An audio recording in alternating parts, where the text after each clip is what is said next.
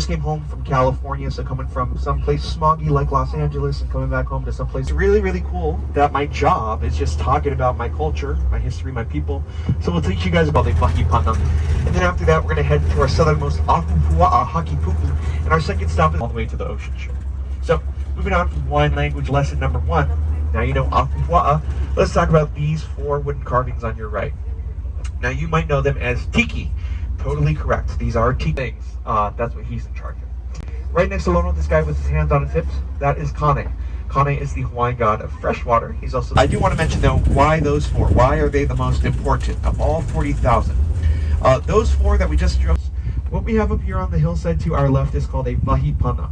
So what I want to do is tell you guys what the Vahipana is in the truck, because sometimes I get folks who don't want to walk up to the Vahipana, and that is fine with me.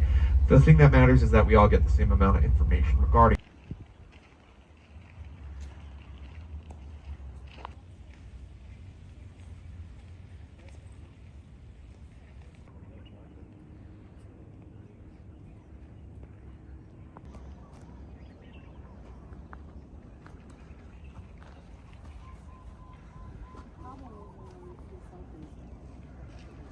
Tried to keep it standing, but the wind is so strong up here sometimes that blew it down. It's called the Newton Tower. It would have been 4 wooden rods connected with the layers of top on cloth. And then you put your offerings to there. And then you build your Vahipana in specific places because at certain times of the year when the stars are there, if you look, we have those little pods. Oh, yeah. There's a nut in there that's very similar. The quest at the beginning of the movie drives pretty much right up to the wooden fence that we cross through in order to get to the Vahipana. The fence is not there in the movie. He congratulates them, shakes their hands, and they all list. If you want to get married at the gardens, the wait list is currently sitting at about 2 to 3 years long, so you have to be very, very patient. But we also have a joke at the ranch that even if you don't have anyone to marry, you should just put your name on the wait list and then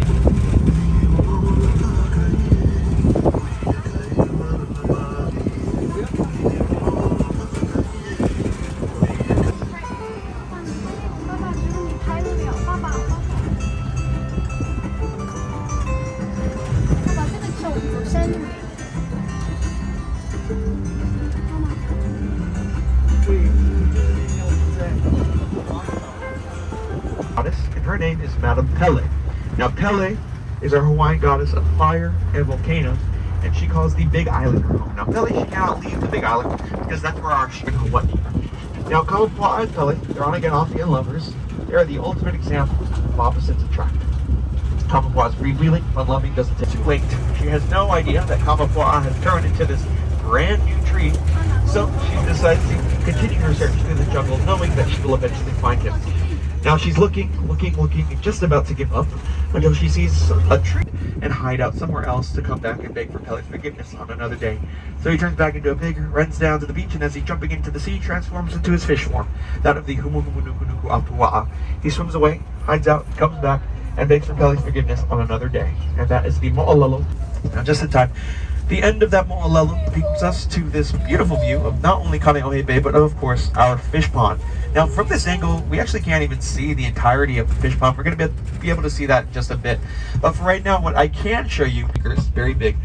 It's also very old. It was believed to have been built about 850 to 1,000 years ago, and it is still functional. We still are able to catch fish out of it. So if you guys look at the fish pond, look all the way to the right side of the pond, you can see a kind of a little wall separating the pond from that beachy area near the ocean. That is our sluice gate, or our makaha.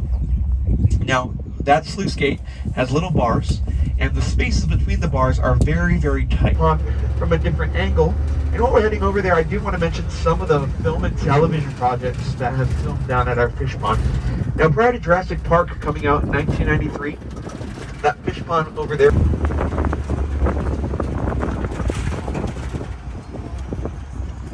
Alright, so you're actually going to get to travel across the fish pond, get a view of these mountains from a completely different angle. And then for my friends on the truck, if you guys ever come back, I do recommend the Ocean Voyage Tour as well. You get to take a catamaran out into the ocean. You actually get to drive by that Hershey's Kiss shaped island off the beach tour. Most beautiful tour that you can do by sea.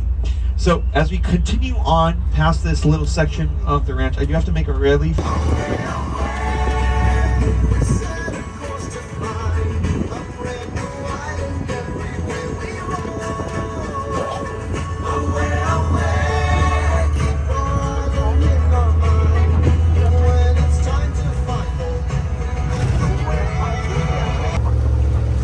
going back to our ancient Hawaiian ancestors, let's talk about another tree that has many uses.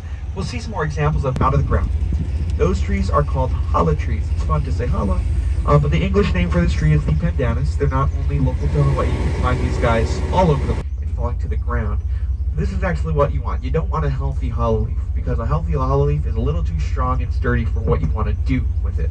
When you have enough, see a pineapple in a tree, you're definitely looking at a hala fruit. A pineapple, which is bad. It tastes so bad that Hawaiians considered hala fruit a famine fruit. We had to literally kind of look like candy corn. At the tips of these candy corn pieces, you have the small little fruit fibers. You let that dehydrate and dry out. Once you have a fully dehydrated hala fruit piece, the little fruit fibers now.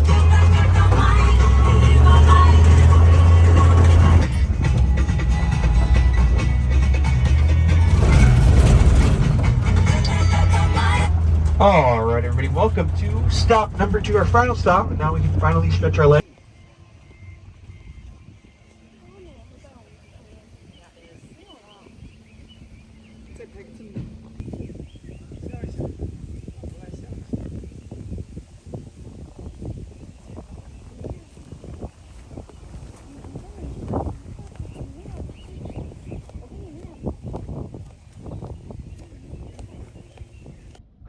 Thank you for asking, though.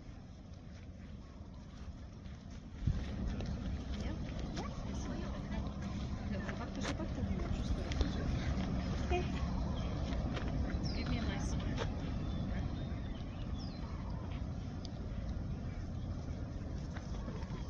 Do you guys want one? Very quiet. Eerily quiet. We need like traditional holy, right? Eerie. What is Eerie's the wrong shape.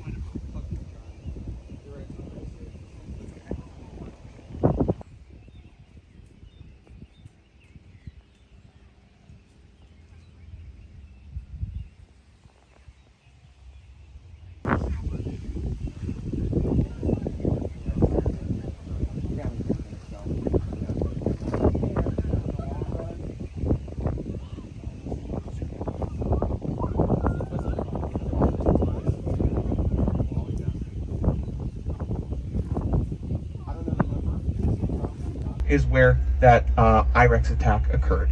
And thankfully the sun is shining through this canopy. This is our fallen helicopter from Kong Skull Island. Now this thing is the exception to the rule. That is a real helicopter. Most movie sets that you see are going to be made out of wood, clay. So they bought it, took it apart, shipped it over here in pieces, put it back together again, damaged and painted it to make it look more like Kong knocked it out of the sky. This entire process took 2 weeks, and you can see this thing easier for transportation to get it over here to the ranch. And in addition to that, it's just the mainland, those big studios over in Hollywood, like Universal, Sony, Paramount, Warner Brothers. Most of those films that's, let me pull over here, you guys, I'm going to let our UTV friends pass us by. Most of those films got a part of the original helicopter when they purchased it from the military. One day, when they move it off, when I went to this department to pick it up, put it back out the helicopter, they saw that there was a price tag. So this was not a one-off thing. He did this pretty much every time a vehicle came through. In general, welcome to the Indominus Rex paddock from Jurassic World.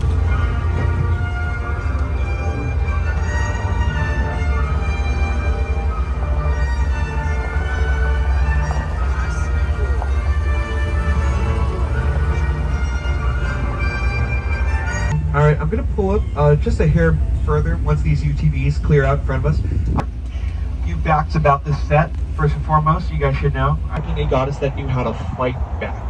Now, both were fierce warrioresses in their own right, and this battle lasted for just about 3 days. But after 3 days of fighting, Hi'iaka ended up winning. She killed the mo'o, and after killing the mo'o, she ripped the tail off of that monster and threw it into the ocean.